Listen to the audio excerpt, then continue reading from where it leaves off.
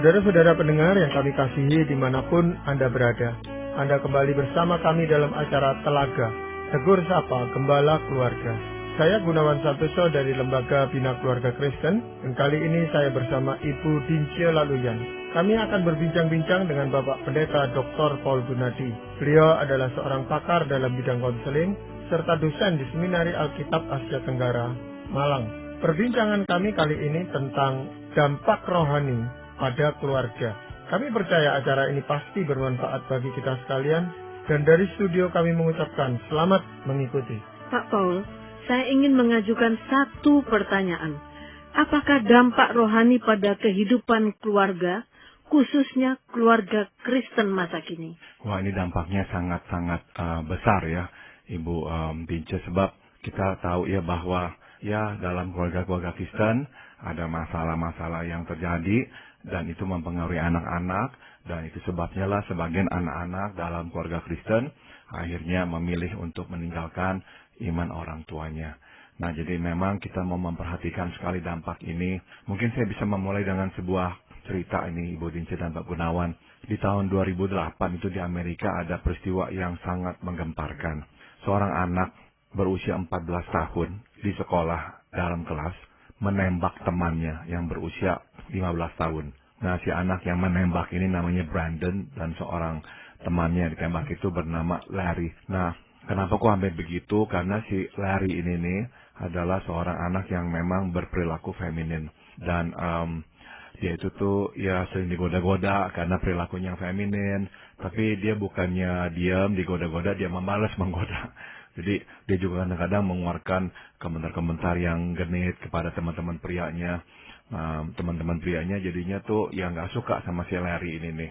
Nah, satu kali si Larry ini nih suka rupanya sama si Brandon ini, si anak yang memang atletis, pemain basket di sekolah. Dan ya dia katanya tuh menyebarkan berita bohong bahwa dia dan Brandon itu saling menyukai lah, berkencan bersama lah.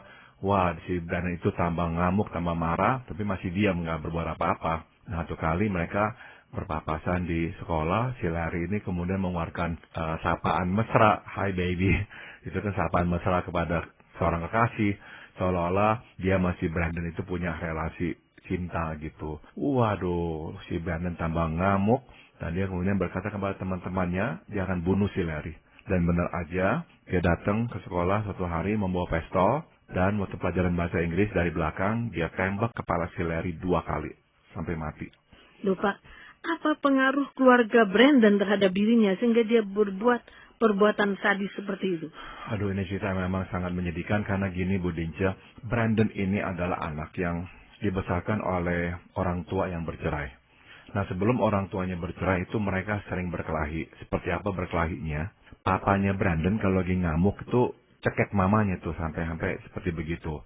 Pernah bahkan satu kali papanya itu tuh tembak mamanya nggak kena. Jadi saking begitu ya kacaunya itu keluarga ya. Jadi itulah yang melatar belakangi hidupnya si Brandon ini. Sedangkan si Larry dibesarkan oleh seorang ibu sampai usia 2 tahun karena papanya juga nggak tahu kemana.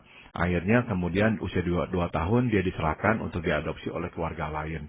Jadi sekali lagi anak ini dua-duanya menurut saya adalah korban dari orang tua yang memang nggak bertanggung jawab, nggak memperhatikan anak-anak, sehingga memberikan contoh kehidupan yang begitu buruk, dan juga nggak memenuhi kebutuhan si anak yang sangat penting ya, yaitu kasih dan juga pengarahan. Sehingga akhirnya menjadi begitu. Si Brandon nggak ngerti bagaimana mengatasi konflik, mengatasi kemarahan, dia nggak ngerti. Cara yang dia tahu adalah kekerasan, karena ya papanya sama mamanya ya berantem terus, papanya tembak mamanya, papanya cekek mamanya, jadi itulah yang dilihatnya. Jadi dia hanya taunya cara kekerasan menyelesaikan masalah. Maka waktu si Larry membuat dia malu, dia marah sekali, dia tembak mati. Nah, ini baru saja selesai pengadilannya Bu Dince dan Bu Gunawan di Amerika. Setelah di sidang berkali-kali, percaya apa enggak, akhirnya pengadilan memutuskan mistrial, artinya nggak bisa diadili.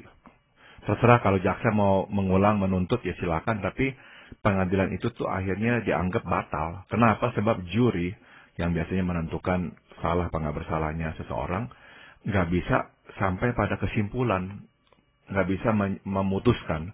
Karena apa ya? Karena itu bagaimana memutuskan kasus begini, karena juri Kesalahan orang tahu, tua. benar, juri tahu ini masalah karena orang tua lah nggak bertanggung jawab, anak-anaknya jadi begini. Sebabnya si Brandon kalau jadi dihukum, itu hukumannya mati. Dia soalnya tuh membunuh orang dengan terencana, itu pembunuhan betul derajat pertama. Jadi sangat serius sekali, meskipun dia waktu menembak dia masih kanak-kanak. Dihukum di Amerika kalau seorang kanak-kanak melakukan kejahatan orang dewasa yang sadis, dia akan dihukum dan diadili berdasarkan orang dewasa. Jadi seharusnya dia dihukum mati. Makanya tuh juri nggak bisa tuh menjatuhkan hukuman itu karena nggak tega dan tahu ini anak korban. Dua-duanya korban orang tua. Jadi akhirnya juri nggak bisa sampai pada kesimpulan, dibatalkan. Begitu. Ya, kekerasan seperti itu Pak Paul ya. Seringkali terjadi bukan hanya di Amerika, tetapi juga di Indonesia dan di negara-negara yang lain. Dan faktornya bukan hanya keluarga, tetapi lingkungan masyarakat dan sekitarnya, kesempatan-kesempatan yang ada sehingga bisa tercetus seperti itu. Nah, Pak Paul, kalau kita melihat sekarang ke diri kita sendiri, di sekitar kita, sebenarnya hal-hal yang seperti itu kan bisa dicegah, Pak Paul ya. Nah, apakah hal-hal yang harus kita lakukan sebagai orang tua untuk mencegah terjadinya hal-hal yang mengerikan itu, Pak? Saya akan dasarkan ya, masukan yang akan saya berikan itu atas firman Tuhan, yaitu dari 2 Korintus 1 ayat 12. Firman Tuhan berkata, inilah yang kami megahkan, yaitu bahwa suara hati kami memberi kesaksian kepada kami, bahwa hidup kami di dunia ini, khususnya dalam hubungan kami dengan kamu, dikuasai oleh ketulusan dan kemurnian dari Allah, bukan oleh hikmat duniawi, tetapi oleh kekuatan kasih karunia Allah. Nah, ini adalah memang ucapan dari Rasul Paulus kepada jemaat di Korintus. Memang dalam konteks hubungannya dia dengan jemaat ya. Tapi saya kira kita bisa terapkan prinsip-prinsip ini dalam keluarga. Jadi kehidupan rohani yang seperti apa yang seharusnya ada dalam keluarga Kristen? Ada beberapa Bu Dince yang saya mau bagikannya. Yang pertama ya, kehidupan rohani ini seharusnya lah bertumpu pada pertanggungjawaban kita kepada Tuhan kita Yesus Kristus. Nah, kita coba perhatikan ya. Paulus ini nih merujuk kepada suara hati atau hati nuraninya untuk mengkonfirmasi apa yang dikatakannya. Jadi menarik sekali, Paulus nggak berkata, biarlah orang-orang memberi kesaksian tentang saya, bahwa saya orangnya nih tulus, saya orangnya nih punya kemurnian dari Allah. Enggak loh. Dia berkata, suara hati kami, yaitu hati nuraninya.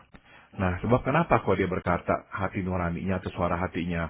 Sebab suara hati nggak mungkin berbohong. Jadi yang berbohong itu tuh kita manusia. Tapi suara hati nggak pernah berbohong. Suara hati itu tahu mana benar, mana salah, mana baik, mana buruk. Nah, kita lah yang bisa menutupi, berbohong, dan sebagainya. Tapi hati nurani ya selalu mengatakan yang benar. Nah, Paulus itu menggunakan hati nuraninya sebagai saksi bahwa dia telah hidup dengan tulus ya.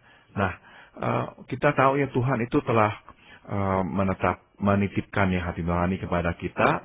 Nah, maka Tuhan juga nanti tuh menggunakan hati nurani untuk menuntun hidup kita, supaya kita bisa hidup sesuai dengan kehendaknya. Nah, maka kita perlu ya menaati suara Tuhan dan mempertanggungjawabkan perbuatan kita kepada Tuhan. Jadi setiap orang tua ya, ayah ibu, mesti ingat ya bahwa mereka bertanggung jawab langsung kepada Tuhan. Suami tidak selalu mengetahui perbuatan kita. Istri tidak selalu mengetahui kemanakah kita pergi. Dan anak juga nggak selalu tahu apa yang kita lakukan. Namun Tuhan tahu. Ya, kehidupan rohani jadinya tuh berawal dari relasi pribadi dengan Tuhan kita, Yesus Kristus. Dan berakhir dengan pertanggungjawaban kita kepadanya pula. Ya, awal mengenai hati nurani ya, suara hati nurani. Ada yang mengatakan kan setelah manusia itu jatuh di dalam dosa, maka hati nurani itu pun dipengaruhi oleh dosa. Sehingga tidak bisa secara jelas membedakan mana yang baik dan yang jahat. Nah, kecuali kita sudah menerima Roh Kudus di dalam diri kita. Itu bagaimana, Pak? Jadi betul sekali kata Pak Gunawan, memang keseluruhan diri kita secara total tercemar oleh dosa ya. Jadi cara berpikir kita ya, kadang-kadang juga reaksi-reaksi emosional kita bisa ngamuk lah, apalah, iri hati lah, itu juga tercemar oleh dosa. Termasuk juga memang pertimbangan moral kita yang dituntun oleh hati nurani kita juga tercemar oleh dosa. Itu sebabnya kadang-kadang tuh yang salah jadi benar, yang benar jadi salah dan sebagainya.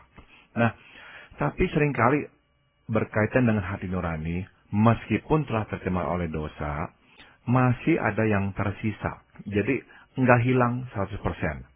Makanya tuh, misalkan kita baca di Roma pasal 1 ya, Tuhan itu tuh menitipkan kepada kita tuh ya, kesanggupan untuk mengetahui benar dan salah.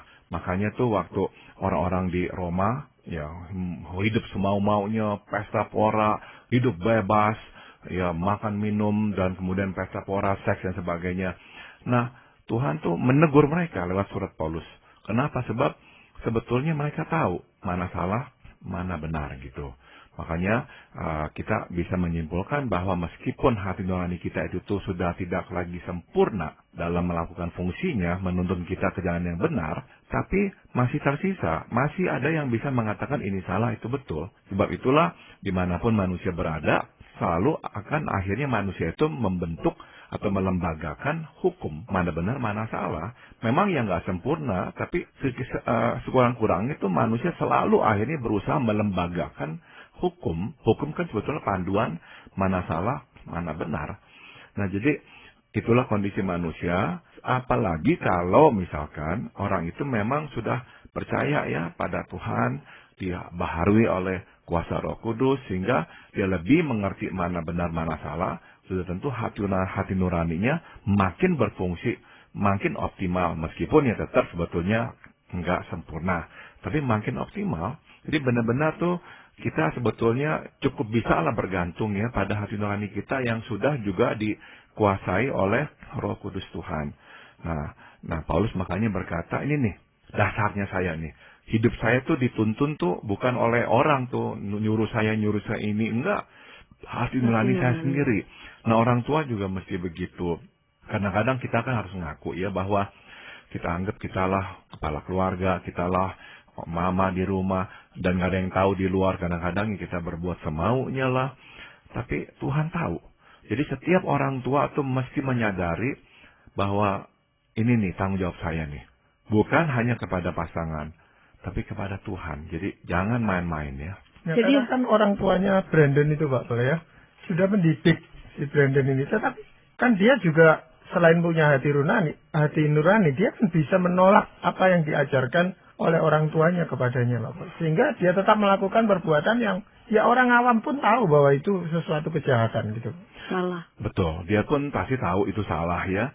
Tapi memang begini, udah tentu ya kita ini nggak membenarkan tindakan dia. Dia pasti tahu dia salah. Makanya tuh akhirnya polisi menangkap dia dan kemudian ya kejaksaan menyeret dia ke pengadilan. Karena menuntut tanggung jawab dia. Dia tahu dia anak udah umur 14 tahun.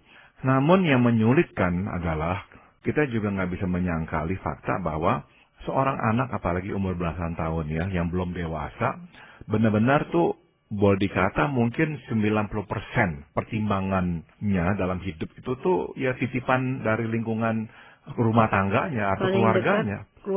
Betul sekali.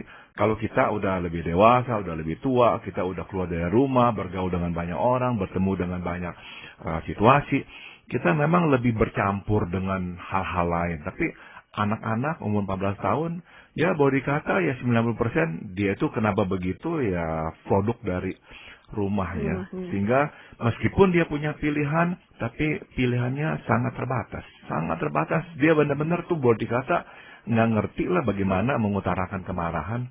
Sebab itulah rumah tangganya. Rumah tangga yang penuh dengan kekerasan. Jadi akhirnya waktu dia marah, yang langsung keluar secara alamiah adalah metode atau cara-cara mengungkapkan kemarahan yang dipelajarinya dari rumah itu. Tapi Pak Paul, kalau saya melihat berarti kesimpulannya hati nurani orang harus dikuasai betul-betul oleh Tuhan. Ya. Kalau Brandon tadi kan keluarganya bukan dalam Tuhan. Ya. Kalau dilihat toh. Ya. Kalau dia ya. misalnya berada dalam keluarga Kristen yang ibadah setiap hari ada devotion seperti itu. Ya. Apakah bisa terjadi anak itu tetap mengikuti hati nuraninya? Karena saya melihat ada keluarga Kristen yang dari kecil devosi, tapi setelah besar anaknya tidak mengikuti apa yang sudah diajarkan. Jadi hati nuraninya dikuasai oleh emosinya. Itu bagaimana itu Pak Paulus? Saya berikan contoh konkret ya Ibu Dince ya dengan Pak Gunawan. Ibu Dince sama Pak Gunawan pernah menonton film. Nama judul filmnya adalah A Stranger Beside Me. Kalau nggak salah itu judulnya tuh, saya lupa dah. Tapi itu pernah dijadikan film bertahun-tahun yang lalu. Itu berdasarkan sebetulnya itu cerita yang sungguh-sungguh terjadi. Jadi ini orang nih ya membunuh terbanyak di Amerika. Sampai-sampai tuh nggak bisa dijumlahkan. Terlalu banyaknya tuh. Mungkin bisa ratusan orang yang telah dia bunuh. Dan yang dia bunuh adalah perempuan. Setelah dia perkosa. Jadi dia itu dengan van-nya, mobil yang van, dia akan keliling, dia akan terus kemudian cari mangsa dengan cara biasanya tuh menawarkan bantuan kepada orang. Kemudian dia pukul, dia masukkan ke dalam mobilnya, kemudian dia perkosa dan dia bunuh. Berkali-kali, sampai ratusan orang, sampai dia sendiri tuh udah nggak bisa ingat lagi satu persatu. Nah yang menarik dan yang menyedihkan adalah latar belakangnya. Dia itu tuh sebetulnya dilahirkan oleh seorang ibu tanpa ayah, ayahnya nggak tahu siapa gitu. Akhirnya si ibu juga tinggalkan si anak kepada kakek neneknya. Nah kakek neneknya luar biasa kerasnya. Disiplin anaknya luar biasa. Mukulin anaknya habis-habisan. Jadi ini anak kecil nih dari kecil tuh mamanya udah tinggalin dia. Dibesarkan oleh kakek neneknya. Habis dihajarin oleh kakek neneknya. Masalahnya tuh apa? Kakek neneknya orang yang paling rajin ke gereja. Jadi si anak tuh akhirnya juga dipaksa untuk ke gereja sejak kecil, tapi memang ya di rumah dihajarin kayak begitu sama orang tuanya. Tapi mesti ke gereja, dan di gereja ngeliat kakek neneknya seperti malaikat yang suci.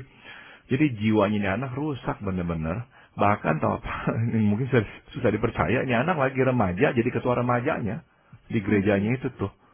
Jadi dia melakukan yang dituntut secara lahiriah lah dari luar untuk menjadi anak yang baik. Nah, udah lulus SMA, angkanya bagus, orangnya pinter. Masuk universitas. Di universitas lah, dia baru mulai melakukan rangkaian pembunuhan seperti itu. Nah, jadi menjawab pertanyaan Ibu, kenapa kok bisa begitu? Bukankah ada didikan rohani? Bukankah anak ini nih dibawa ke gereja?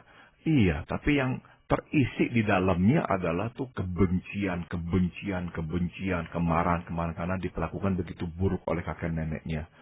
Jadi akhirnya yang meluap menjadi sebuah masalah kejiwaan yang sangat parah. Ya, hal lain yang menjadi landasan dari kehidupan rohani itu apa, Pak? Kehidupan rohani bertumbuh pada kehidupan yang kudus ya, Pak Gunawan. Nah, Paulus kan mengatakan bahwa ia telah hidup tulus ya di 2 Korintus ini. Nah, sebetulnya kata tulus dapat juga diterjemahkan kudus ya, atau bersih. Kekudusan benar-benar ya merupakan tulang punggung kehidupan Kristiani. Tuhan memerintahkan kita untuk hidup kudus, yang berarti berbeda dari dunia dan serupa dengan Kristus. Dengan kata lain, kehidupan yang kudus adalah kehidupan yang terpisah dari dosa dan menyatu dengan Tuhan. Nah, dari manakah asalnya ya kekudusan? Nah, kekudusan berasal dari rasa takut akan Allah dan diwujudkan dalam rasa takut berdosa. Tidak mungkin ya kita takut kepada Tuhan bila kita tidak takut berbuat dosa. Nah, apapun yang hendak kita lakukan, kita mesti meneropongnya dari lensa Tuhan. Jika Tuhan tidak berkenan, hendaklah kita pun juga tidak melakukannya. Nah, singkat kata jadinya kekudusan keluar dari tekad untuk hidup lurus ya, tidak menyimpang. Kita mesti mendisiplin hati dan mata, melihat ke depan, bukan ke kiri ke kanan. Nah, sebab kenapa? Ya, langkah pertama menuju dosa biasanya lihat-lihat dosa ya. Akhirnya mulai dari lihat-lihat dosa, kemudian kita membelokkan arah, berjalan menuju dosa. Akhirnya jadi beli dosa. Nah, kita nggak boleh lihat dosa. Bila kita mulai lihat dosa, akhirnya jatuhlah ke dalam dosa. Nah, banyak korban yang berjatuhan akibat perbuatan kita sebagai orang tua yang bergelimang dosa. Ada anak yang telantar gara-gara orang tua hidup dalam dosa. Ada anak menderita gangguan kepribadian dan jiwa oleh karena orang tua hidup dalam dosa. Ada anak kehilangan masa kecil dan masa depan karena orang tua hidup dalam dosa. Nah, itu sebabnya kita harus hidup takut akan Tuhan dan takut berdosa. Contoh tadi yang telah saya berikan, Semua berkaitan dengan dosa. Baik contoh yang pertama, seorang anak membunuh temannya, ya akibat dosa. Orang tuanya menelantarkan anak-anak seperti begitu. Contoh yang kedua yang saya berikan, si pembunuh berantai itu juga jelas-jelas keluar dari dosa. Orang tuanya, hubungan anak itu dibesarkan oleh kakek nenek, mamanya pergi tinggalin, papanya siapa nggak tahu, kakek neneknya, terutama kakeknya orangnya begitu sadis, tapi juga mencerminkan kerohanian. Jadi anak itu akhirnya jiwanya rusak sampai serusak itu. Nah, jadi sekali lagi kita lihat ya, itu akibat orang nggak hidup dalam kekudusan. Jadi kita orang tua jangan main-main dengan dosa. Kita main-main sama dosa, itu nanti itu akibat dosa bukan saja ditanggung oleh kita, tapi oleh keturunan kita. Ya, tapi sebagai manusia, sebagai orang tua yang penuh dengan kekurangan, Pak Paul ya, tentu saja tetap melakukan dosa, baik si ayah maupun si ibu. Nah, dalam hal ini bagaimana kita menjelaskan kepada anak bahwa kita ini memang orang yang penuh dengan kekurangan, cara mendidik kita mungkin keliru, tingkah laku kita sehari-hari juga mungkin keliru, dan apakah itu membawa dampak negatif dalam diri anak? Anak itu akan mengerti bahwa orang tuanya itu nggak sempurna ya. Jadi yang anak-anak itu perlu lihat adalah atau saksikan langsung adalah kesediaan orang tua mengakui kesalahannya. Misalkan dengan meminta maaf. Nah, di rumah kami ya membiasakan diri untuk mengakui kami salah dan meminta maaf.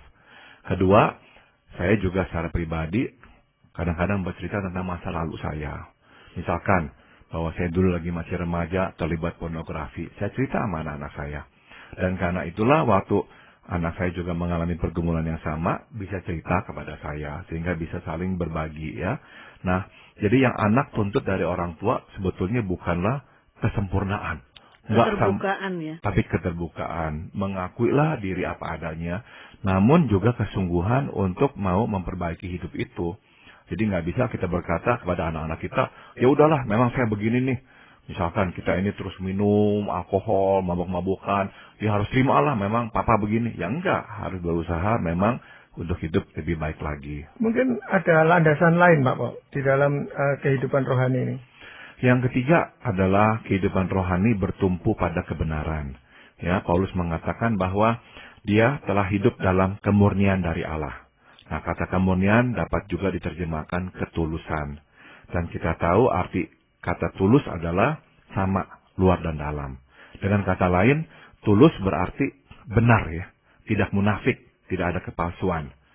Nah, saya berikan sebuah contoh ini ya. Beberapa tahun yang lalu, seorang pimpinan dari lembaga riset Barna di Amerika mengadakan penelitian di antara kawula muda ya, untuk mengetahui alasan mengapa begitu banyak pemuda yang meninggalkan iman Kristiani. Nah, hasil temuannya dibukukan dengan judul Unchristian. Nah, dia menemukan ternyata salah satu alasan mengapa begitu banyak kaum muda meninggalkan iman Kristiani di Amerika adalah karena mereka menyaksikan kemunafikan, baik dalam rumah tangga maupun dalam gereja. Ya, jadi itulah yang membuat mereka akhirnya tuh nggak mau lagi lah memeluk iman orang tuanya karena merasa terlalu banyak yang munafik ya. Jadi kita belajar di sini bahwa kemunafikan adalah salah satu kekuatan terbesar yang dapat memadamkan keinginan anak menjadi seorang Kristen. Nah, dalam berkeluarga kita ya mungkin harus melewati ya krisis. Nah, salah satu krisis adalah krisis yang terjadi dalam hubungan orang tua anak. Itu normal ya. Nah, pada saat krisis terjadi, besar kemungkinan anak akan tergoda untuk melawan kita. Ya, normal ya, anak-anak melawan, memberontak. Nah, bila kehidupan kita berbeda dari iman yang kita yakini, nah, besar kemungkinan dia makin termotivasi untuk berontak sekuat tenaga. Tapi, kalau ia melihat bahwa kita telah hidup tulus ya, lama luar dalam, dia cenderung menahan diri dan tunduk kepada kita ya. Jadi penting sekali itu memang kemurnian dari Allah, hidup tulus, hidup benar, nggak ada kepalsuan, sehingga anak-anak bisa menghormati kita juga. Bentuk kemunafikan macam apa, Pak Paul, yang sering kali terjadi dan membuat seorang anak itu meninggalkan imannya? Yang paling umum adalah orang tua itu menyuruh anak melakukan sesuatu yang mereka sendiri nggak bisa melakukannya. Ya, misalnya tidak jadi teladan jadi. Jadi nggak jadi teladan, betul sekali ya. Misalnya ini ya, kalau si orang tua itu tuh misalnya si papa itu tuh hidupnya nggak bertanggung jawab, pulang malam, nggak memperhatikan keluarga, terus kemudian marah-marah kepada anak, suruh anaknya mesti belajar lah, mesti apa, mesti apalah, si anak akan langsung berpikir, papa sendiri hidupnya bertanggung jawab nggak? Misalnya si mama marahin si anak, kamu harus belajar, angkanya harus bagus, begini. Seolah-olah tuh mamanya juga orang yang seperti itu, padahal mama juga nggak seperti itu. Pagi siang malam misalnya nonton televisi, si anaknya disuruh belajar seperti begitu. Jadi tidak konsistenan ya. Apa yang disuruh dengan apa yang diyakini itu nggak sama. Itu benar-benar nggak cocok, benar. Tapi orang tua itu seringkali menemukan alasan kenapa anaknya jadi seperti itu, jadi rusak itu. Selalu yang disalahkan adalah anak, sistem masyarakat, lah pendidikan, negara dan sebagainya, yang tidak menyadari bahwa sebenarnya itu berasal dari rumah mereka sendiri gitu Pak. Sudah tentu ya lingkungan mempunyai pengaruh ya. Saya juga nggak mau ya menyangkali bahwa memang anak-anak bisa dipengaruhi oleh teman-temannya juga. Tapi kitalah yang pertama menyediakan tiang. Kitalah yang diberikan kesempatan pertama oleh Tuhan untuk meletakkan dasar. Ini nih yang paling penting kita harus sadari. Dasar-dasar yang lain itu sebetulnya tumpukan. Jadi kalau dasar yang kita berikan itu sudah benar dan kuat, cenderung ya, dasar-dasar yang di atasnya itu tuh nggak akan memberi pengaruh sebesar dasar yang pertama. Jadi Tuhan memberikan kesempatan kepada kita yang pertama-tama untuk meletakkan dasar itu. Maka kita mesti melakukannya dengan sebaik-baiknya. Apakah segi kerohanian ini merupakan satu-satunya alasan keluarga itu berhasil atau tidak itu Pak? Tidak ya Pak Gunawan, kita harus akui bahwa hidup itu ya lebih luas ya daripada ya hanyalah hal-hal kerohanian. Jadi memang ya kita mesti memperhatikan semuanya deh ya, kehidupan emosional kita, kehidupan sosial kita, itu semua memberi pengaruh kepada anak-anak. Tapi tetap kerohanian memainkan peran yang vital, sebab kerohanian merupakan kemudi yang mengarahkan sikap dan perilaku kita. Ya, terima kasih Pak Paul untuk perbincangan ini. Dan para pendengar sekalian, kami mengucapkan banyak terima kasih. Anda telah mengikuti perbincangan kami dengan Bapak Pendeta Dr. Paul Gunadi dalam acara Telaga, Tegur Sapa Gembala Keluarga. Kami baru saja berbincang-bincang tentang dampak rohani pada keluarga.